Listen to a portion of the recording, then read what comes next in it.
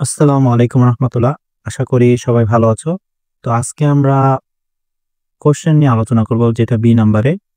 Ask and answer the following questions, অর্থাৎ এই কোশ্চেনগুলোর answer দিতে হবে।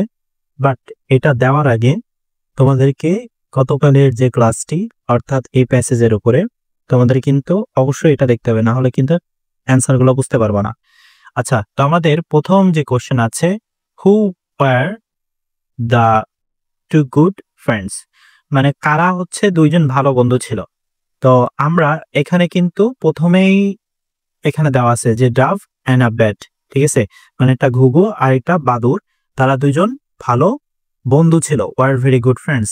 তাহলে যদি এটা পুরোপুরি বসায় দাও যে a dove and a bat were very good friends, তাহলে কিন্তু আমাদের প্রথমটার অ্যান্সার চলে আসলো। সেকেন্ড পার্ট বলছে what did they decided to do, decide to do, মানে হোয়াট ডিড দে, তারা কি করলো, বা ডিসাইডেড টু ডু, তারা কি করার সিদ্ধান্ত নিল। তো এখানে দেখো, এখান থেকে কিন্তু বোঝা যাচ্ছে না, বোঝা যাচ্ছে না, বাট এর ভিতরে আছে যে তারা শুধু একবার হঠাৎ করে তারা কি করলো, তারা হচ্ছে জার্নি করবে, তারা ভ্রমণ করবে, এটা তারা সিদ্ধান্ত নিল, বাট এটা দেখে বোঝা যাচ্ছে না। তো সেই ক্ষেত্রে তোমাদের বোঝার সুবিধার্থে দেখো, এখানে কিন্তু সুন্দর করে অ্যান্সার দেওয়া আছে, তোমরা জাস্ট একটু খেয়াল করো।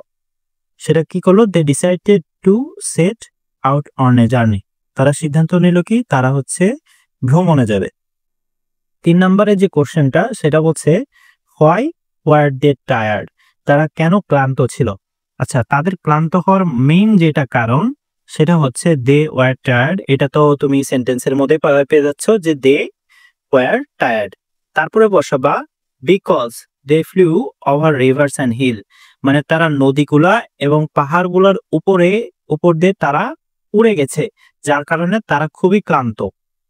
4 নম্বর বলছে why did they look for a shelter, তাহলে তারা শেল্টার মানে আশ্রয় কেন্দ্র, তাহলে তারা কেন আশ্রয় কেন্দ্র খুঁজতেছিল বা আশ্রয়ের জন্য এদিক ওইদিক খুঁজে বেড়াচ্ছিল। They looked for a shelter, তারা মূলত একটি আশ্রয়ের জন্য খুঁজে বেড়াচ্ছিল, because it was dark and raining heavily, তার একটাই কারণ যে চারপাশে হচ্ছে অন্ধকার ছিল, অ্যান্ড রেইনিং হেভিলি, এবং প্রচন্ড পরিমাণে বৃষ্টি হচ্ছিল। 5 নাম্বার বলছে where did the dove and the bat come, ঠিক আছে, তাহলে এই যে তোমার ঘুঘু এবং এই বাদুর, এরা হচ্ছে কোথা থেকে আসছে, এরা আসছে হচ্ছে the dove and the bat came to a century old rain tree, তারা মূলত আসছে একটা শতাব্দী পুরানো রেইন গাছের কাছে, ঠিক আছে, যেখানে কি করতো, যেখানে একটা হচ্ছে তোমার একটা পেঁচা বসবাস করতো এই গাছে। আচ্ছা, 6 নম্বর বলতেছে whose nest was there on the tree, যেটা আমি তোমাদেরকে বললাম। এখানে বলছে যে হুজ নেস্ট মানে পাখির বাসা, তাহলে সেখানে কার বাসা ছিল ওই গাছে, সেখানে কার বাসা ছিল, the owl's nest was there on the tree, মানে হচ্ছে তোমার পেঁচার বাসা সেই গাছে ছিল। 7 নম্বর বলছে which words tell you that the owl was not good at heart, good at heart বলতে বোঝাচ্ছে যে সে ভালো ছিল না, সে ভালো স্বভাবের ছিল না। The words the selfish owl wasn't happy tell us that the owl wasn't good at heart, মানে তোমাদের কোন শব্দগুলো দেখে মনে হয়েছে যে এই পেঁচা আসলে সে ভালো না, এসে কোন ওয়ার্ড গুলো দিয়ে। তো সেন্টেন্সে যখন এই কথাটা আসছে যে the selfish owl wasn't happy, এইটা দ্বারা বোঝা গেছে যে আসলে পেঁচাটি আসলে তার মন মানসিকতা বা তার ক্যারেক্টার অতটা ভালো না, ঠিক আছে, সে খুব রাগান্বিত, গ্রাম্পি, বদমেজাজি। হোয়াই কুডেন্ট দ্য ডভ ইট, তাহলে এই যে ঘুঘু সে কেন খাইতে পারেনি, the Dove couldn't it because she was two tired, তাহলে এই যে ঘুঘু না খাওয়ার কারণটা হচ্ছে যে আসলে সে খুবই ক্লান্ত হয়ে গেছে, যার কারণে সে আর খাইতে পারেনি। Why did the bat praise the all, কেন এই ব্যাড হচ্ছে কি করছে, ওল অর্থাৎ পেঁচাকে প্রশংসা করছে। দ্য ব্যাড প্রেইজড প্রশংসা করেছে দ্য ওল টু গেট মোর ফুড, যাতে সে আরো খাবার পায়। এই জন্য মূলত এই ব্যাড, সে হচ্ছে ব্যাড কি ছিল, অনেক ধূর্ত ছিল, স্লাইস ছিল, তো যার কারণে সে ওলকে প্রশংসা করছে যাতে সে আরো খাবার পায়। এবার বলছে হুইচ ওয়ার্ডস প্লিজড দ্য ওল। দেখো এটা কিন্তু সরাসরি সেন্টেন্সের মধ্যেই আছে, ঠিক আছে। The words O wise and brave owl, এটা কিন্তু আমরা গতকালে আমরা এটা দেখেছি। দেখো এখানে সরাসরি আছে লাস্টের দিকে যে O wise and brave owl, you are the most generous person I have ever seen, you are powerful and mighty. তাহলে এটা কে বলছে, এটা ব্যাড হচ্ছে ওল কে বলছে, ঠিক আছে। এটা তাকে মূলত তোষামোদী করছে, ফ্ল্যাটারি করছে। তো এই জিনিসটা দেখো এখানেই আছে, এই পর্যন্ত আছে, বাট শুধু অ্যাড হয়েছে কি দ্য ওয়ার্ডস।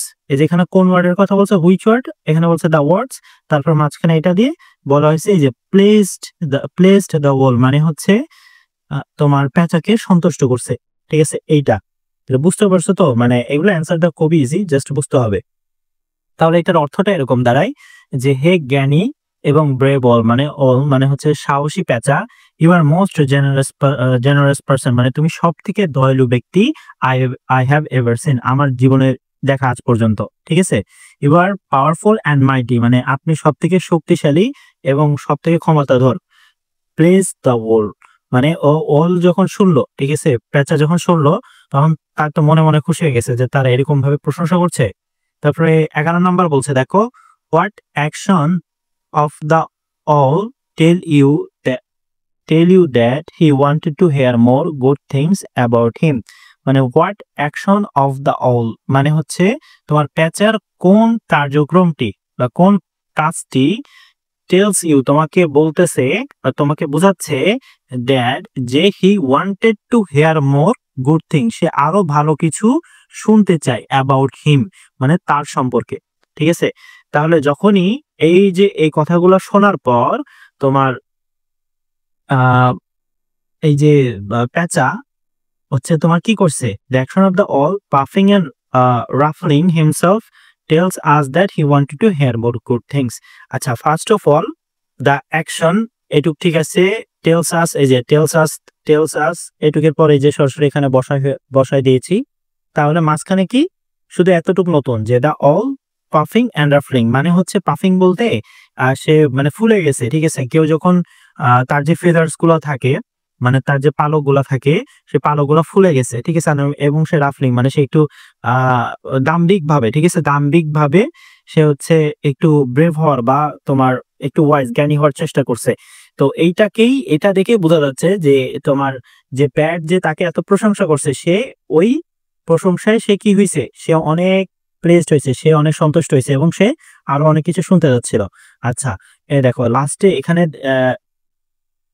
এই পার্টটা দেখলে বুঝতে পারবা, এই যে যখন সে হচ্ছে he turn to the dove and ask now little dove what do you think about me, মানে সে যখন হচ্ছে ঘুঘুর দিকে ফিরছে এবং ঘুঘুর দিকে ফিরে বলছে যে তুমি এই ছোট্ট ঘুঘু, তুমি আমার সম্পর্কে কি মনে করো, ঠিক আছে।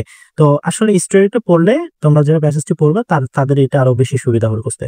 তো নেক্সট ক্লাসে আমরা পরবর্তী টপিক নিয়ে আলোচনা করবো। আনটিল দেন সবাই ভালো থাকো, আসসালামু আলাইকুম রহমতুল্লাহ।